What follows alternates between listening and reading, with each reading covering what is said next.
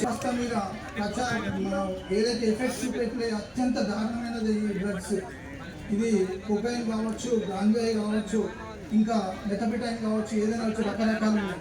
ఇది ఏదైతే మనిషిని ఇది ఏదైతే ఈ డ్రగ్స్ తీసుకుంటామో దీనివల్ల నాడీ వ్యవస్థ అన్ని కంట్రోల్ అయిపోయి ఓవర్ యాక్ట్ చేస్తుంటారు కొంతమంది, లేదా అచేతనకి వెళ్ళిపోయి మత్తు స్థాయిలోకి వెళ్ళిపోయి వాళ్ళు ఏం చేస్తున్నారు అనేది కూడా వాళ్ళకి స్థాయిలో ఉండదు. అడిక్ట్ అయిపోతే ఒక స్థాయిలో అడిక్ట్గా అయిపోతే దానికి అది లేకుండా బతకలేదు. ఒకవేళ అది దొరకలేని పక్షంలో మనిషి సూసైడ్ చేసుకోవడం, లేదంటే నేరం ఇంకేదైనా పిచ్చి పిచ్చి చేష్టలు చేయడం, లేదంటే క్రైమ్ చేయడం అనేది జరుగుతుంది. ఇప్పుడు మేము యాజ్ ఏ పోలీసుగా మేము చూస్తున్నాం ప్రతి నేరంలో ఆల్కహాలిక్ ఒక ఎఫెక్ట్, నెక్స్ట్ ఈ డ్రగ్స్ ఎఫెక్ట్ అనేది ప్రతి నేరంలో ఇన్వాల్వ్ అయ్యింది.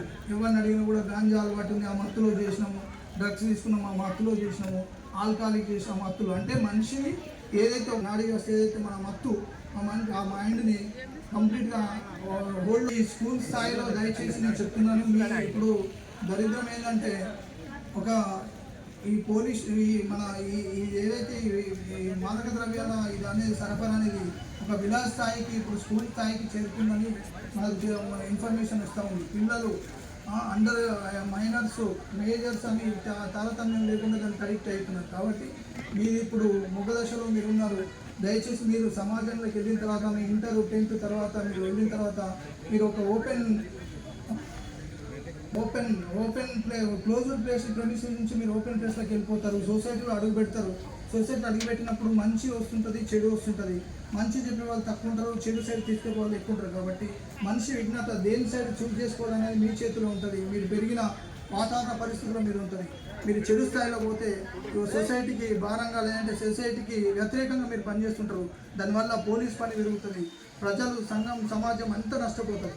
కాబట్టి మీరు మీ దృష్టికి ఏది వచ్చినా కూడా ఇన్ఫర్మేషన్ మీరు ఏం భయపడకుండా ఎవరి పేరు కూడా చెప్పు. మీది ఒకవేళ స్కూల్ స్థాయిలో టీచర్లు కూడా దయచేసి నేను అందరికీ రిక్వెస్ట్ చేస్తున్నాను, దయచేసి మన పిల్లల్ని కాపాడుకునే బాధ్యత మనది ఉంది. కాబట్టి మీ స్కూల్ ప్రెమిసెస్లో అట్లాంటి అసాంఘిక కార్యక్రమాలు ఏమైనా మీకు నోటీస్ అయితే దయచేసి మాకు చెప్పగలరు. ఎవరి పేరు కూడా మనం బయట చెప్పాం, మన యాక్షన్ మాత్రం ఉంటుంది.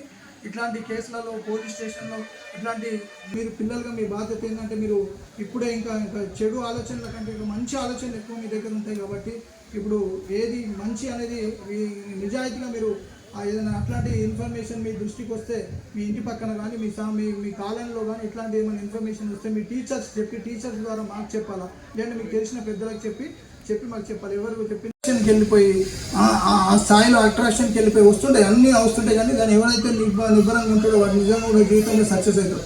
ఆ ఫోన్లు దయచేసి మీరు ఫోన్లు వాడడం స్టార్ట్ చేసి మీరు చదువు కోసం వాడితే పర్వాలేదు, కానీ వేరే పాయింట్ ఆఫ్ వ్యూలో మీరు ఈ రీల్స్ అని అవి అని చెప్పేసి మీరు ప్రోగ్రామ్స్ అని చెప్పేసి యూట్యూబ్లో ఫేమస్ కావాలా, ఫేస్బుక్లో ఫేమస్ కావాలంటే దాంట్లోనే ఉంటారు, ముందుకెళ్ళారు. దయచేసి అది కొన్ని రోజుల వరకు మాత్రమే. కాబట్టి ఇప్పుడు మనం చూస్తున్నాం, ఒక్కొక్క హీరోయిన్ వచ్చినప్పుడు క్రేజీ ఎట్లా ఉంటుంది, తర్వాత వాళ్ళని ఎవరు కూడా చూడరు. అట్లాంటప్పుడు మీరు అదంతా కూడా తాత్కాలిక దేన్ని పెట్టుకోవద్దు. దయచేసి ఫోన్ని మీరు ఈ ఎడ్యుకేషన్ పర్పస్, మంచి పర్పస్ ఫోన్ వాడాలి. కానీ ఇంకా వేరే దాని పర్పస్ మీరు వాడితే మీ తల్లిదండ్రులు మోసం చేసిన వాళ్ళు అవుతారు. మీరు ఫస్ట్ 10th మంచిగా పాస్ అయిపోయి ఇంటర్కి వెళ్ళిన తర్వాత మంచి సెలక్షన్ చేసుకొని మీరు మంచిగా వెళ్తే మీరు ఈ సమాజానికి ఉపయోగపడే వాళ్ళు అవుతారు. అది గవర్నమెంట్ సర్వైట్ కావచ్చు, టెక్నికల్ పాయింట్ ఆఫ్లో కావచ్చు, ప్రొఫెసర్ కావచ్చు, ఇంజనీర్ కావచ్చు, ఐఏఎస్ కావచ్చు, ఐపీఎస్ కావచ్చు. మీరు టార్గెట్ ఎప్పుడు కూడా పెద్దది పెట్టుకోవాలి, చిన్నది ఎప్పుడు కూడా పెట్టుకోవద్దు. పెద్ద టార్గెట్ పెట్టుకుంటే ఇప్పుడు పెద్ద మొక్క కింద చిన్న మొక్కలు మస్తు ఉంటాయి. ఎప్పుడైతే పెద్ద టార్గెట్ పెట్టుకున్నప్పుడే మీరు చిన్నవన్నిటి కూడా మీ ముంగట్టు ఉంటాయి. అప్పుడు మీరు చూస్ చేసుకునే బట్టి మీ కుటుంబ పరిస్థితిని పెట్టాలి. టార్గెట్ ఎప్పుడు కూడా పెద్ద ఉండాలి. చిన్న టార్గెట్ పెట్టుకుంటే మనం అక్కడనే ఉంటాం. ఓకేనా? అర్థమైంది అందరికీ?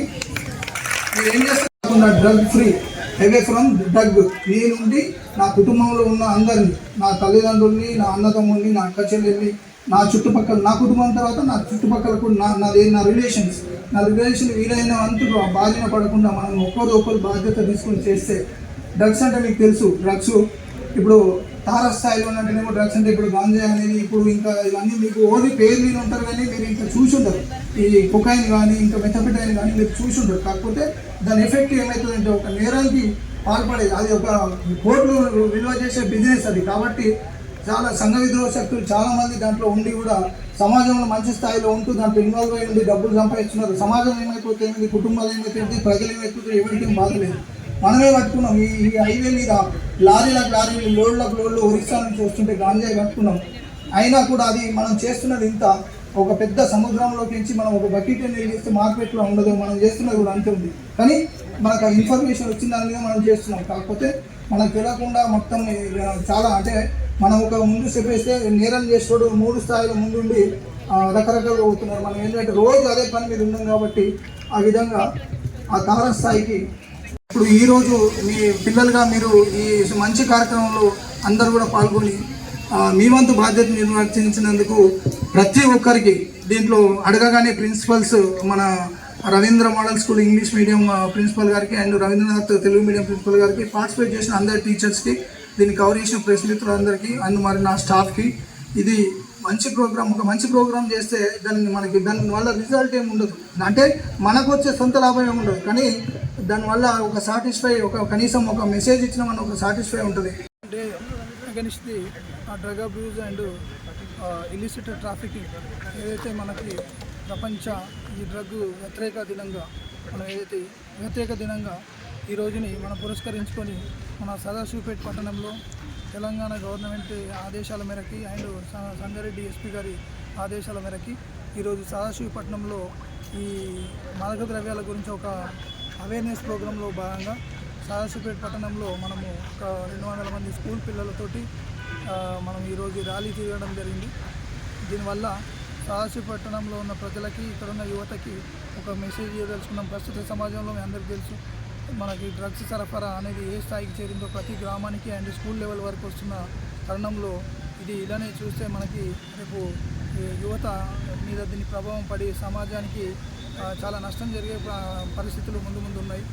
కాబట్టి దాన్ని నివారించడంలో భాగంగా అవేర్నెస్ ప్రోగ్రాంతో పాటు డ్రగ్కి సంబంధించిన ఎలాంటి ఇన్ఫర్మేషన్ మనకు వచ్చినా వాళ్ళపైన, సరఫరా చేసే వాళ్ళపైన, వాడే వారిపైన అండ్ నిల్వ ఉంచే వాళ్ళ దీంట్లో తోడ్పాటు చేసిన ప్రతి ఒక్కరిపైన కఠిన చర్యలు తీసుకున్న గవర్నమెంట్ ఒక తెలంగాణ ముఖ్య ఉద్దేశం ఏంటంటే ప్రస్తుతం తెలంగాణని ఒక డ్రగ్ రహిత సమాజంగా చేసే తరుణంలో స్పష్టమైన ఆదేశాలు ఇవ్వడం జరిగింది. దాంట్లో భాగంగానే మేము ఇప్పుడు ప్రతి పాత నేరస్తులను వాళ్ళు వెలికి తీయడము, వాళ్ళ నుంచి ఇన్ఫర్మేషన్ తీయడము, ఇదంతా కఠిన కేసులు పెట్టడము, షీట్లు ఓపెన్ చేయడము, అలాగే విధంగా ఒక భాగం అయితే ఎవరైతే యువత వాళ్ళు ఉన్నారో ఒకవేళ డ్రగ్స్ వాడుతున్న తరుణంలో వాళ్ళని పిలిచి కౌన్సిలింగ్ చేయడము, తల్లిదండ్రులను పిలిచి కౌన్సిలింగ్ చేయడం భాగంగా ఒక అట్లీస్ట్ ఆ స్థాయి సెకండ్ స్థాయిలో ఈ నివారణ చర్యలు చేపట్టాలని తెలుసుకున్నాము. దాంట్లో భాగంగానే ఈరోజు ఈ అవేర్నెస్ ప్రోగ్రాము మనం కండక్ట్ చేయడం జరిగింది. దీనికి మీడియా మిత్రులకి మన పట్టణంలో ప్రజలకి ఒక మెసేజ్ ఇవ్వాలి. ఎక్కడ దీనికి సంబంధించిన సమాచారం అందుబాటులో ఉన్నా ఒకవేళ తెలిస్తే మనకు ఈ ఇన్ఫర్మేషన్ షేర్ చేస్తే ఒక మంచి బాధ్యత వహించిన వాళ్ళు అవుతారు. వాళ్ళ ఇన్ఫర్మేషన్ ఎప్పటికీ కూడా మనం చెప్పడం జరగదు. అని కఠిన చర్యలు ఎవరైతే వాళ్ళు దీనికి మన ఈ డ్రగ్ సరఫరాకి అండ్ ఈ అమ్మకంలో దీంట్లో పాల్గొంటున్న వారిపైన కఠిన చర్యలు తీసుకుంటామని అందరికీ మీ ద్వారా అందరికీ తెలియజేస్తాం.